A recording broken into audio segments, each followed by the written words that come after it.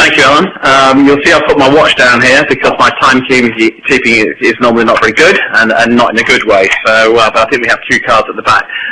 My name is JGorse. I'm the technical marketing manager for Philips Lighting in the UK. So, lighting designer, lighting manufacturer. And thank you, Alan, for giving that last slide, which shows that lighting manufacturing is working really hard to develop new solutions that can deliver things like dark skies.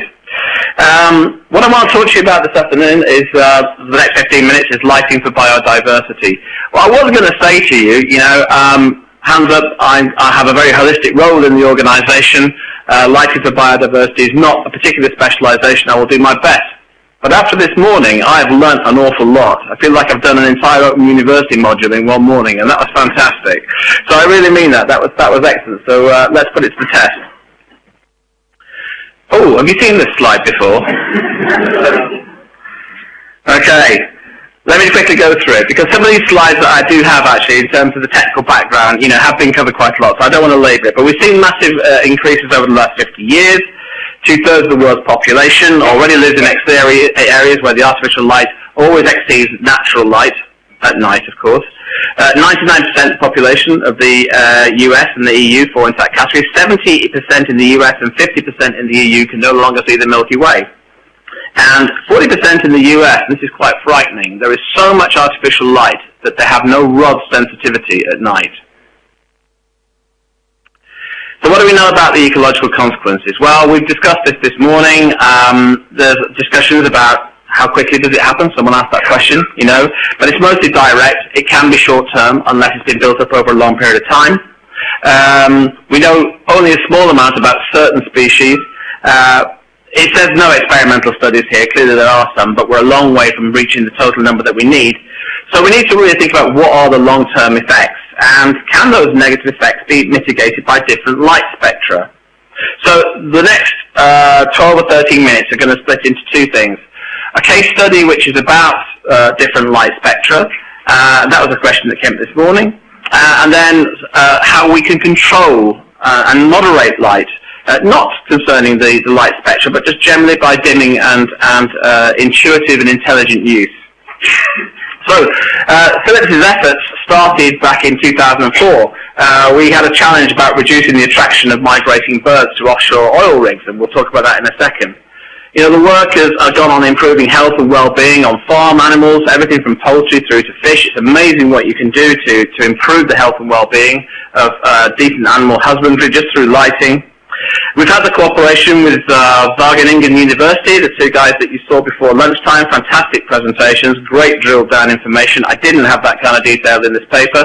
I don't need to go through it again either, because I think that was really well covered. The projects that they're doing are working on the effects of lighting on the ecosystem and the longer term effects on populations and several trophic, in other words, food chain layers. And you've seen that their current activities range on everything from insects, bats, through to amphibians. So biodiversity is a balancing act, because we have to think about human safety. It's not just about the fear of crime, it's about something as mundane as just not falling off a curb and breaking your ankle. We talked about ecological disturbance, that's mostly why we're here, and energy efficiency. Now I know energy efficiency isn't the main part of this, but what we tend to do now as lighting manufacturers and designers is try to deliver, wherever possible, energy efficient solutions, because this is all about sustainability. In the end, it's about looking after the planet. And we believe fundamentally, even though we're lighting manufacturers, that it's not necessary for human transport. If it's not necessary for human transport or social safety, no lighting should be applied. You can have dark skies. That also doesn't necessarily mean no lighting at all. It means control, and again it means intelligent use of lighting. But the required level of safety should be supplied with the smallest possible disturbance. We've established that. So that safety aspect, and I do want to quickly go through this, it's about being able to read traffic signs. It's about being able to use emergency equipment. It's about facial recognition. That can be very important. Orientation, that means just where you are. Obstacle recognition. And of course we don't want any light trespass, and we don't want any glare. And that top part about safety is very important. Because even if we do switch all the lights off, and after long-term studies have revealed that crime has not gone up, if people think that they feel at risk of crime, if that's the perception, then they are victims of crime. So that's why we must be very careful when we just look at empirical data. We have to consider what's really going on in the minds of people. If people are too scared to go out because their street light is switched off, they aren't going to get mugged. They're not going to come up on the statistics. But they're not going out, and so they're victims. So that light requirements in a sensitive habitat are a balancing act. And we've got a bit of a Venn diagram going on here. So you have to think about human safety and comfort. You've got to think about the ecological disturbance and energy efficiency. And you want to be somewhere in the middle of that. Somebody asked about ClearField this morning. ClearField is not a lamp specifically. There are lamps that have been marketed as ClearField lamps, but ClearField is a concept. If you have a look at that spectral curve at the top, for example, you can see that in terms of minimizing disturbance for bats, but still providing a little bit of shortwave to medium wavelength for human safety, you can get a curve that looks like that. Majority of the light output is around and greater than 600 nanometers. That's in the red part of the spectrum. And that gives you an RA60. So it's a reddish light. In fact, it looks very red. But there is enough in there, if I can find the pointer, there's enough in there, yeah, to make a difference. That is not monochromatic light. When you look at the old low-pressure sodium SOX lamp, that is monochromatic light. That's as monochromatic as a single LED. If you have a SOX lamp and you have no overspill from white light, that includes people's living rooms, that includes headlamps, you will not be able to differentiate unless there's moonlight. You will not be able to differentiate colors at all. Everything just appears in shades of orange and black. So it's reddish light, but it actually gives you full color recognition. Not the best rendition, but it allows you to differentiate colors, even though apparently it's a red light.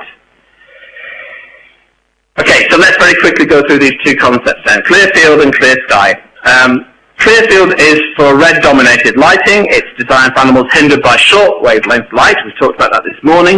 It has minimal attractants for insects, less repulsion of light-averse bats than white or amber light, and reduced or no impact on activity of bats, while humans have sufficient light for safety and function. That's very important. ClearSky, on the other hand, is red-reducing lighting, designed for large-lit objects in dark surroundings.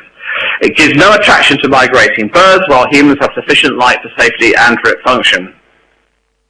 And we have seen this work in a proven installation at an offshore location, which is this one. So in 2007, we tested on an oil rig in the North Sea the ClearSky, first ClearSky project, and this was indeed a lamp. This is a fluorescent lamp.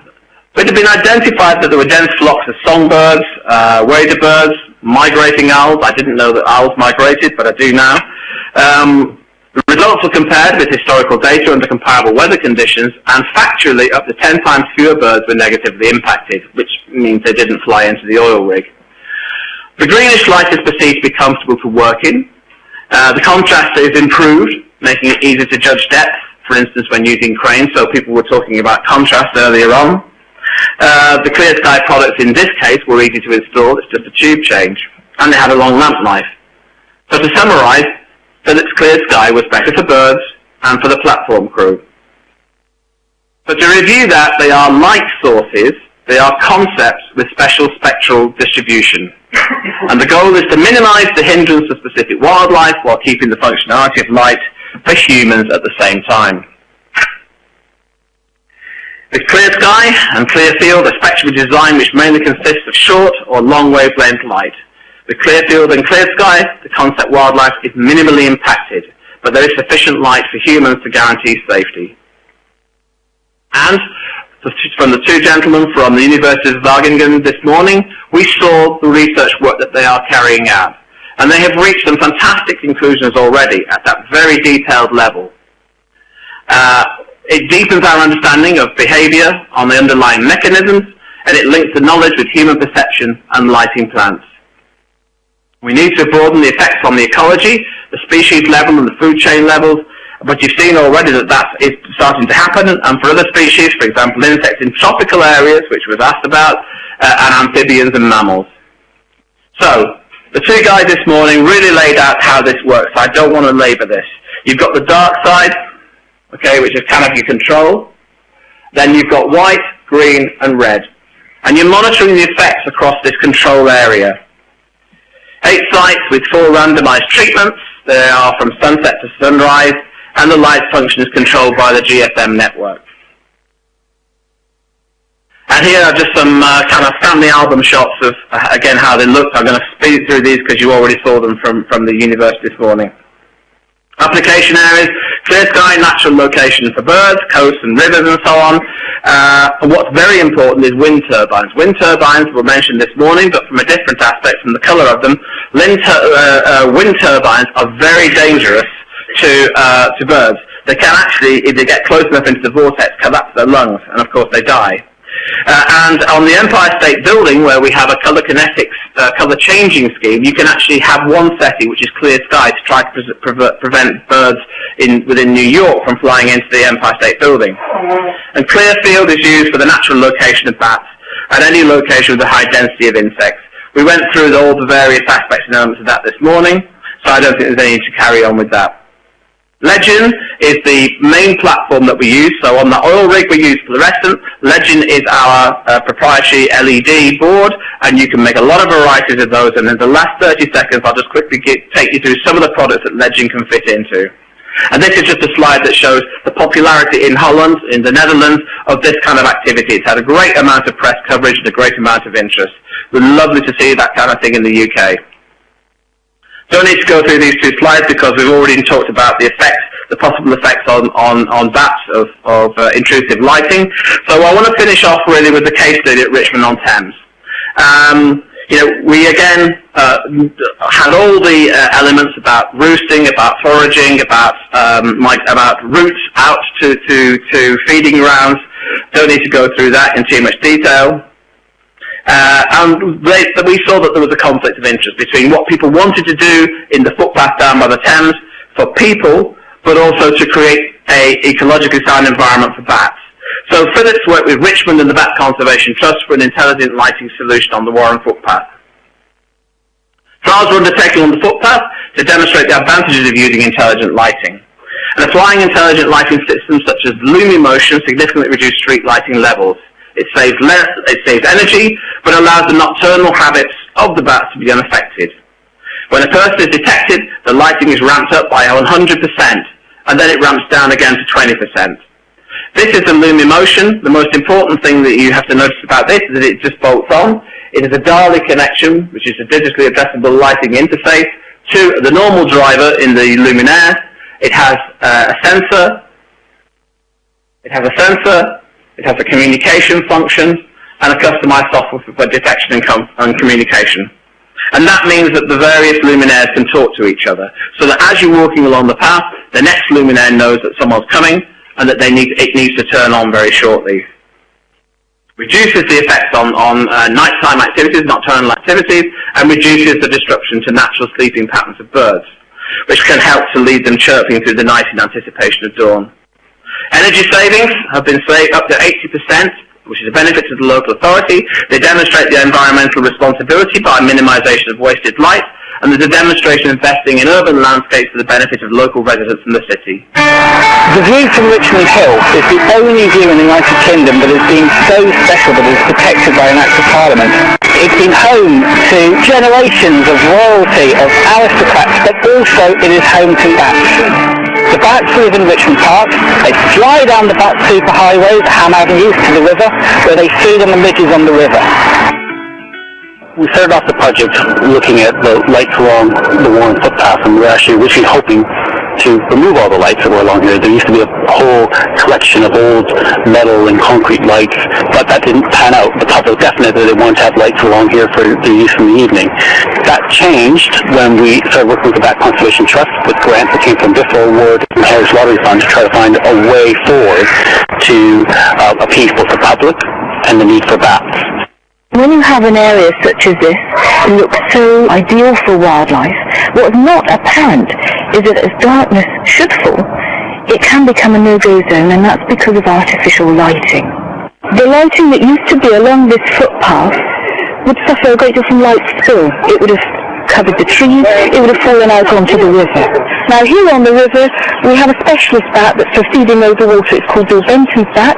Fabulous animal that skims low over the water surface. Unfortunately for them, they are one of that majority of British bats that are very sensitive to lighting. So right here, you'd have the effect of the light spill that used to occur, meaning that no matter how many insects were out there on the river, they wouldn't actually be able to come along and feed on those. What we found out, though, is there were no lights out there that were suitable for the work. That's when we teamed up with Philips, and that's when we came up with such an innovative solution. So what Philips have brought to this project are the two of the most advanced innovations in street lighting technology to date: LED technology and the ability to control street lighting. LEDs themselves, they use about 1/3 the energy a normal street light would use. It also lasts 4 to 5 times as long, so you do not have to replace them as often. LEDs also have some other benefits specific to this project. You can control the direction of the light a lot better. So we have light down here on the footpath and not up in the trees nor across the river. It also has no UV radiation, which tends to suck in all the insect life and prevents bats preying on that insect life. Added to that, we've just introduced one of our stable of control systems called Lumimotion. This is a detector, a control device and a communicator all in one. So we programmed it to detect somebody approaching the street light, and then it will come up from 20% dimmed to 100% light. But it also tells the next two neighbouring columns to come up to 100% as well. So instead of somebody looking into a black hole of light, they walk down a carpet of light.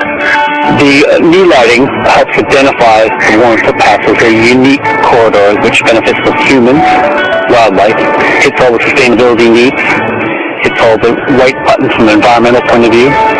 There's a lot less investment over a 10-year period of time or a 40-year period of time than there would be with other light sources.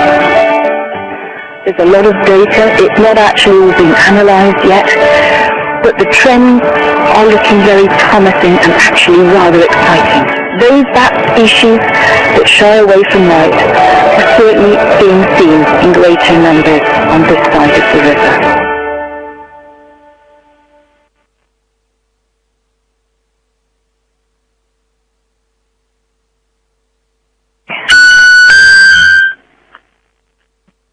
Okay, so my greatest regret is that is basically the only case study we've got in the UK, and we need to change that. We need to get a lot more case studies like that. And that wasn't actually using any of the concepts with different coloured LEDs either. That is just moderating white light. So it just goes to show that you can have relatively straightforward installations just with a bit of control and still deliver a fantastic result. This is not going to be a gratuitous plug because other manufacturers manufacture luminaires with LEDs. What I want to just point out is that this product here, this Legend, this is the future for LED luminaires. This is the real key point. This can be upgraded, this can be changed, this can be moderated. So again, when we're talking about the concepts of different light, it's not just one product. We can put different LED chips in here to create different colours for different ecosystems. We can program it through the year to make it different, work differently, give off different colours of light and different intensities at different times of the year, depending on what insects, mammals, animals, even people are doing at that time of year.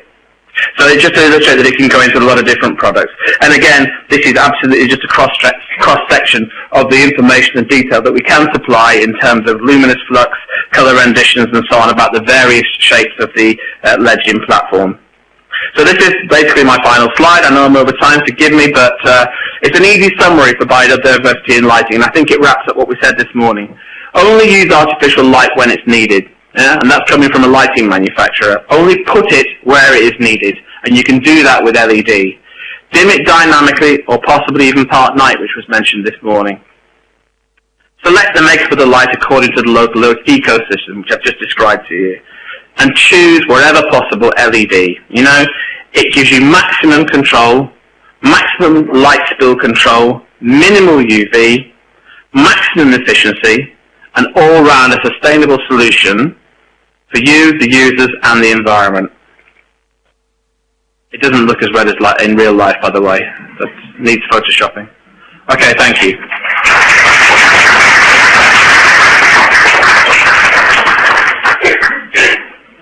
Oh, thank you, John. Can I invite Dawn to